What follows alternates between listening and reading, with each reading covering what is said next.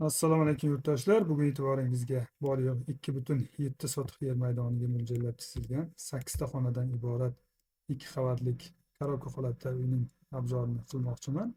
Avvalo obzorimizni boshlashdan oldin sizlardan like va podpiska va undan tashqari o'z fikrlaringizni kommentariyalarda qoldirib ketsangiz juda ham xursand bo'lgan bo'lardim. Xo'sh, bir boshdan uyimizni obzor qiladigan bo'lsak, eniga mana 11 metr va bunaqasiga 24 60 bo'lyapti. Shu holatiga 2,7 sotix va birinchi qavatimizda 4 ta xona va ikkinchi qavatimizda ham 4 ta xona, общий 8 ta xonadan iborat bo'lyapti. Endi uyimizni umumiy qisqacha tashqaridan fasodlarini hovli tomondan qisqacha obzor qilaman va undan keyin tomlarni olib, xonalar joylashuvi, planirovkalarini ko'rib o'tamiz va birato'la video davomida uyimizga ketadigan material xarajatlarini ham aytib o'taman. Ba'zi aytish esimdan chiqqan material xarajatlarini mana bu yerda yozib qo'yganman, bemalol ko'rib olishlaringiz mumkin bo'ladi. Xo'sh, bir boshdan boshlaydigan bo'lsak, uyimiz mana eniga 11 metr, shu holatiga mana bu yerda bitta darvozaxonamiz, bitta mashina sig'adi, yonidan o'tishga ham bemalol joy bo'ladi. Va bu yerda mana ikkitalik derazamiz, bu общий mehmonxonamiz bo'lyapti uyimiz uchun. Xo'sh, asosiy uyimiz hovlining etak tomonida joylashgan va uyimizga mana darvozaxonamiz, ayvonlarimiz qo'shilib, tomi qo'shilib ketgan G shaklidagi figurani beryapti. Bu tomondan tushuntiradigan bo'lsak, mana uyimiz etak tomonda turgan va mana bu yerda mana yo'lak qoldirganmiz, orqa tomonga ham o'tadigan yo'lak bo'ladi. Va bu tomondan tushuntiradigan bo'lsak, mana bu yerda darvozaxonamiz bo'lyapti, mashina turadi va buning yonida mana aytganimdek mehmonxonamizga kiriladi. Ya'ni ko'cha tomonda qilganimiz, mehmonlar kelib, shu yerdan kelib, shu yerdan chiqib ketaveradi.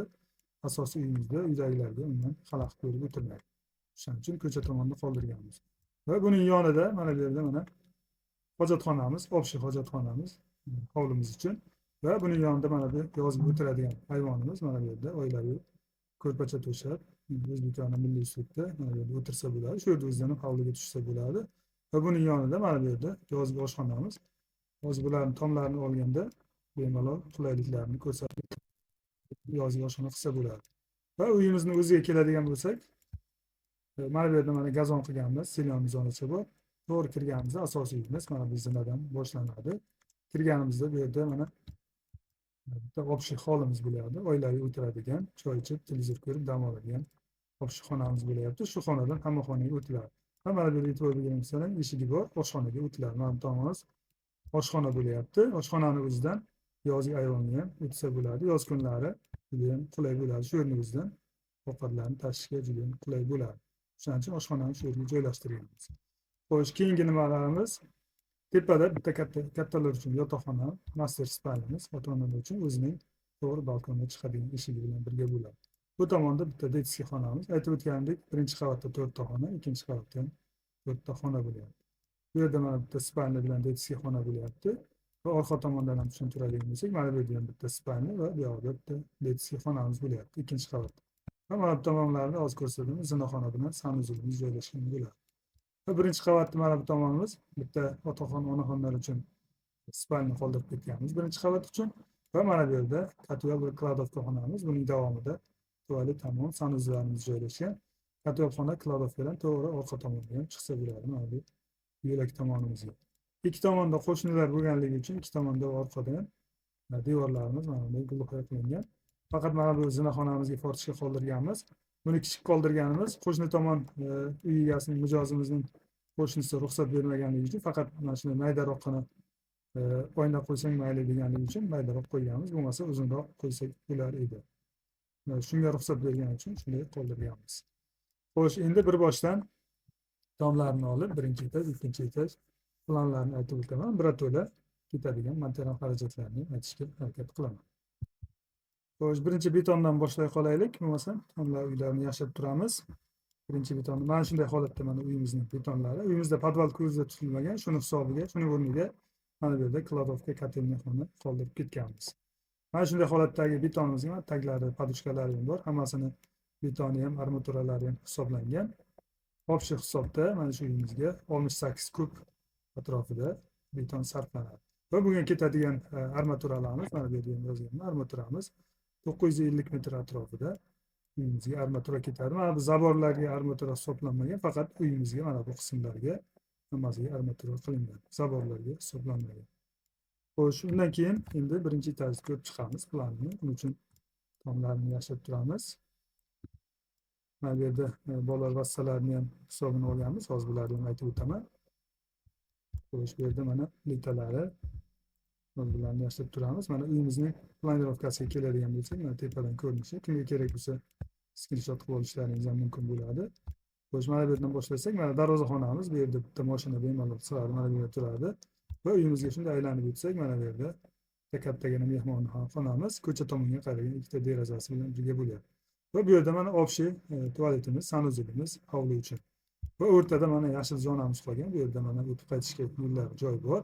Va bu yoqda mana yozgi oshxonamiz, hojatxonaning orqasida mana bu yerda mana yozgi oshxonamiz bo'ladigan bo'lsa, bu yerga masalan mana bunday G shaklidagi kuxnya mebelni joylashtirsak, ya'ni tandir o'choqchalarni bemalol joylashtirib foydalansa bo'ladi. Ya'ni mana bunday qilib masalan mana bunday joylashsa, tepasiga xuddi shunday bemalol joylashtirsa bo'ladi. Yonida mana o'tib qaytishga ham joy bo'ladi.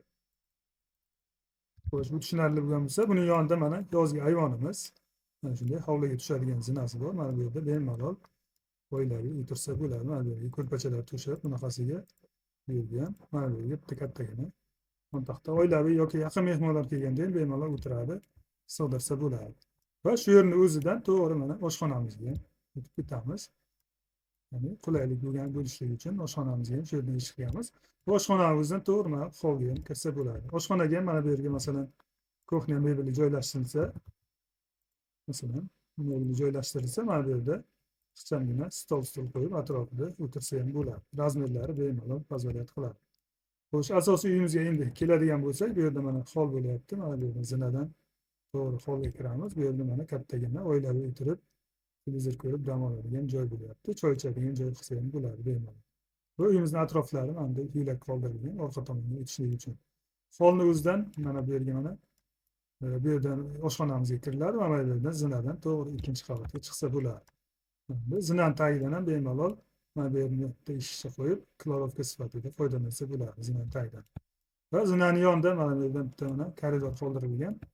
To'g'ri o'tadigan bo'lsak, mana to'g'ri orqaga chiqib ketamiz. Mana katyol va kladovka xonamiz bo'lyapti. Mana bu yerdan koridordan to'g'ri chiqib ketamiz.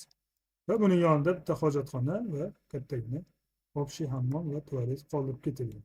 Va undan keyin oxirgisi birinchi etajimizda mana koridorchadan kiramiz. Yotoqxona, onaxonlar uchun bitta yotoqxona qoldirib ketilgan. Xo'sh, mana orqa tomonga qaragan derazasi bilan birga bo'lyapti. Bu umumiy birinchi etajimizning ko'rinishi bo'lyapti. Endi plitalar va yog'ochlarni ko'rib o'tamiz. Bu yerda mana hozir bitta yog'ochlarni chiqaraman. Mana plitasi, mana bu yog'ochlari.